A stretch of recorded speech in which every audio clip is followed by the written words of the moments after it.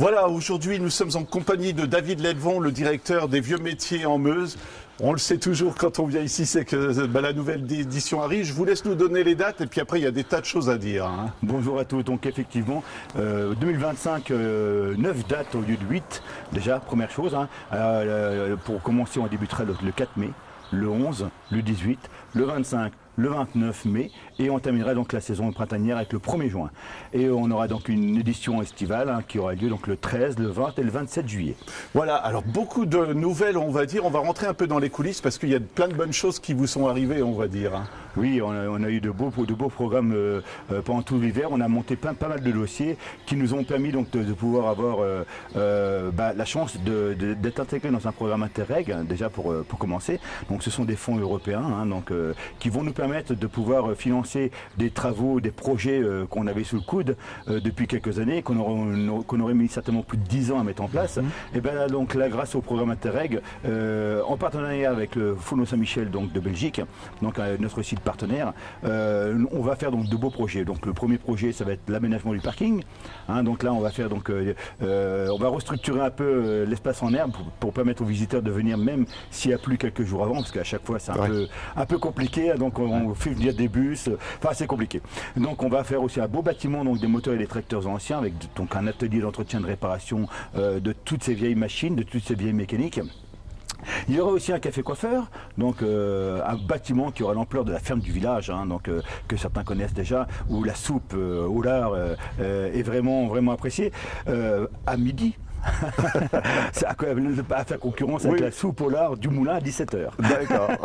Donc ce bâtiment-là va accueillir donc différents ateliers, des confitures anciennes, les confitures anciennes, pardon.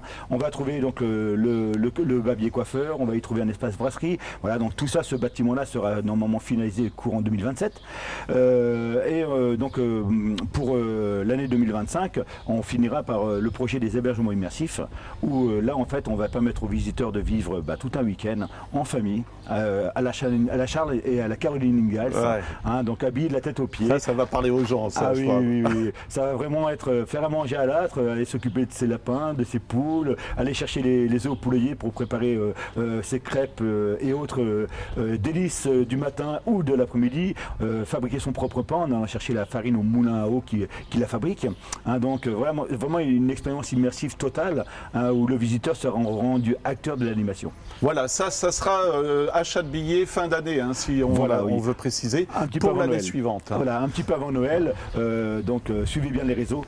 Il y aura très peu de place, il y a 30 lits par week-end de possibles, donc faites attention à la page Facebook et au site internet. Voilà, pour une expérience immersive, comme on dit maintenant, parce que les gens raffolent de ce genre de situation.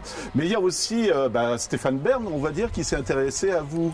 Oui, effectivement, donc la mission Bern nous a permis de pouvoir monter un projet pour entretenir et pour rénover donc 3 toitures qui étaient très fatiguées. Alors, ce qui a été construit sur le village il y a maintenant plus de 30 ans, c'était construit avec des vieux matériaux qui aujourd'hui nécessitent une réflexion complète. Donc on a postulé au loto du patrimoine, et donc avec la mission Bern, pour pouvoir justement être accompagné dans cette rénovation. Et au-delà des centaines de dossiers qui ont été présentés, on a été sélectionné en Meuse, donc c'est une grande fierté d'avoir été déjà ne serait-ce que repéré par la mission Bern, qui d'ailleurs verra signer la convention le 11 mai, directement sur le site des Vieux Métiers. D'accord. Bon, c'est beaucoup d'événements. Je pense que pour vous, en tant que directeur, de voir que ça vit autant, parce que c'est pas évident quand même, il y a beaucoup de boulot. C'est réjouissant tout ça, non? Alors, on a la chance déjà de s'appuyer sur une équipe de 453 bénévoles, qui nous accompagnent tout au long de l'année. Puis il y a toute l'équipe salariée qui œuvre toute l'année, justement à faire vivre le site. Au-delà des événementiels, on accueille beaucoup de scolaires, à peu près 7000 scolaires l'an dernier. Donc voilà, c'est vraiment des activités qui ont lieu toute l'année, mais principalement grâce au bénévolat. On a cette chance d'accueillir chaque année une dizaine, une douzaine, une quinzaine de bénévoles. C'est vraiment quelque chose de formidable. Voilà, alors on ne va pas se quitter sans signaler la date du 27 juillet, parce que chaque date est intéressante, mais le 27 juillet, c'est super production. Voilà, oui, donc le 27 juillet, ça sera la journée transfrontalière. Dans le programme Interreg, on va mettre c'était prévu, donc on va mettre en place une journée vraiment particulière avec le Fono Saint-Michel, et l'association Ressources au Fourneau, du Fono Saint-Michel. Et on va mettre en place sur le site un événement de kermesse d'antan. Hein, donc on va trouver tout un tas de jeux de kermesse, hein, le chamboule-tout, le mat de cocagne, on va trouver le lancer de fer à chevaux, lancer de bol de paille, on va trouver les jeux en bois d'autrefois, et donc tout un tas d'activités, et naturellement une guinguette, une très grande guinguette qui sera installée pour l'occasion, où quelques pas de danse seront de rigueur. Donc tout ça, naturellement, endimanché. Hein, donc on aura donc le défilé qui parcourra le village avec saltimbanque, dresseurs de chevaux, jongleurs, et les visiteurs seront conviés. Un dress code sera peut-être demandé, mais vous en saurez plus au prochain épisode. Voilà, et toute dernière remarque, quel anniversaire pour l'association cette année? C'est les 40 ans cette année. Hein, donc, et puis comme depuis 40 ans, l'entrée est gratuite pour les enfants qui n'ont pas 16 ans.